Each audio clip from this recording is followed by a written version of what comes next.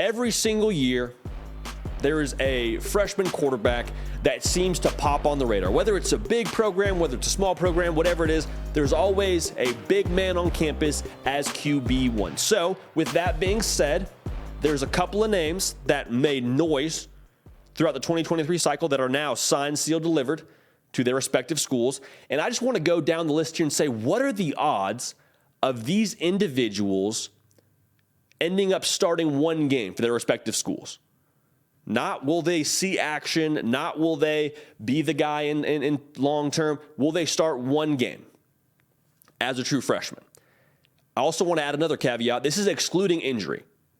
So obviously, if Quinn Ewers goes down, the conversation around Arch Manning would change quite a bit. We're going to assume, for the sake of this conversation, Quinn Ewers stays healthy throughout 2023. I think that's good for everybody, right? All right. Well, without further ado, the odds of these freshman quarterback playing, in my opinion, are as follows. For Arch Manning, the odds of him starting, in my mind, 1 through 10, 1 being unlikely, 10 being it's a sure thing, I think it's at a 2. At a 2 out of 10. To me, this year, we've said it before, this year for Arch Manning is about development. It's not about starting. Arch Manning knew that when he committed to Texas. Playing as a freshman was never the plan for him or the Manning camp. That's crucial to understand. It wasn't just Arch Manning, an 18-year-old, deciding he liked Austin and he liked the burnt orange. And yeah, he got along with Steve Sarkisian, had a good visit. This was a full operation by the Mannings and by Arch, by everyone involved, to allow him to have the best chances to be successful at the NFL level, not just in college. Obviously, you want to succeed in college, but at the NFL level. So the reason why I think this is important to say it's going to be a 2 is because, like I said, nobody is expecting him to play this year. I would assume Arch is in that camp. Remember, he committed to Texas at the peak of the Quinn Ewers hype train. This is before he went out and had the year he had last year, which I still think he's got a lot of good things in front of him, does Quinn Ewers. If Arch Manning ends up playing this year, something has gone wrong. Whether that's Quinn Ewers going down, and we hope, again, that does not happen, or Quinn Ewers is just playing so poorly that there is no other choice but to put Arch Manning in. I cannot stress enough. That is not the plan. That is not what you want to see as a Texas Longhorn fan. Translation, don't do the whole "we want Arch" chant in DKR. Don't get that going. I know it might be tempting if Quinn Ewers throws an incompletion or throws an interception. Do not go down that path. For our sake, for Arch Manning's sake. If you have not yet subscribed, would love to have you a part of this. Also, follow me on the socials at JD Piquel on Twitter as well as on Instagram. Would love to hear from y'all there. Dante Moore at UCLA. The odds of him starting, I originally had at an 8. I watched some more Colin Schlee footage from Kent State. He's transferring to UCLA. Backed off it a little bit, made it a 7. Now, Dante Moore is going to UCLA. He flipped from Oregon to UCLA because he wants to play. Like, that was one of his priorities during his recruitment, was playing as a freshman. Obviously, at Oregon, Bo Nix said, you know what, run that back turbo, and no pun intended. And Dante Moore said, all right, well, I trust my abilities. I'm pretty good. I'm a 5-star kind of quarterback, but Bo Nix is not getting beat out by a true freshman. So Dante Moore flips to Westwood and the sunshine in L.A. and playing for Chip Kelly, which is a pretty nice spot to land. Here's the things that I think are going to come into account when it comes to Dante Moore playing. Can he process that playbook quickly, which is a big thing for any college quarterback, translating from the high school to the college level? Defenses are a little bit more complex. The verbiage is more complex within the offense. And then also, is the offensive line at a place where Dante Moore is the best option at quarterback? I'll just say this. Dante Moore, from a tools perspective, yeah, he's only a true freshman, but I think he probably has the best tools to be the best quarterback on UCLA's roster. Now, you can be the best quarterback, but you still may not be the best option, if that makes sense. Colin Schlee, he's a dog, man. Just turn on the tape of him at Kent State. He did a lot of really good things against some Power 5 programs. I mean, dude can create with his legs. And Dante Moore, as good as he is not the athlete that Colin Schlee is. When the play breaks down, he gets out of the pocket. Colin Schlee's just got that it factor. He's got some juice. He makes some plays in space. And the reason why I talk about that as it pertains to UCLA's offensive line, if the offensive line can't consistently give Dante Moore a solid platform to throw from, you may need Colin Schley to create. You may need Colin Schley to get some plays started. So I think Dante Moore is the best quarterback, but is he your best option? That's the question I need answered. However, him deciding on UCLA over Oregon was for him to play early. I think Chip Kelly is going to do a lot in his power to at least give Dante Moore a fair shot to start at quarterback. And I'm excited to watch that battle. So for me, Dante Moore, will he play this year? Yes. Will he start?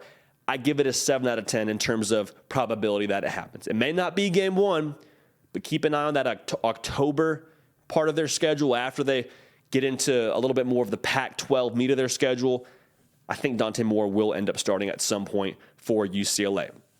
Now, man, the myth, legend, a lot of y'all that follow us here on On3 are big fans of this guy, Nico Iamaleava. I'm telling you, man, the pronunciation game is nice right now over here. I don't mean to toot our own horn, but I'll do it right now. The odds of him playing as a freshman, odds of him starting as a freshman, I would say, in any capacity, barring injury, I put him at a 4.